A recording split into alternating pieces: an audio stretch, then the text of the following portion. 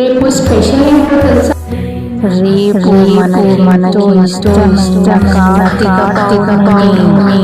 అందుకని మేమైతే కార్తీక పౌర్ణమి జరుపుకుంటున్నాం.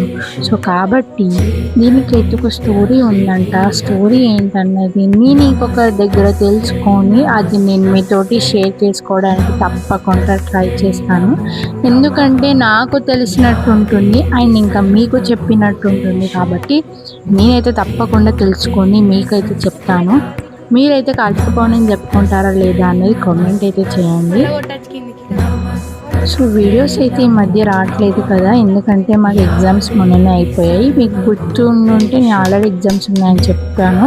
సో చూడని వాళ్ళు ఉంటే ఆ వీడియో చూసేయండి. సో ఇక్కడైతే డెకరేషన్ అయితే మొత్తం అయిపోలేదు, నెక్స్ట్ వీడియోలో చూపిస్తాను. అసలు నిజానికి అయితే డెకరేషన్ ఎలా చేసుకుంటారు, బట్ మేము సింపుల్గా చేసుకుంటున్నాం కాబట్టి సింపుల్గా ఉంటాయి డెకరేషన్. Bye bye.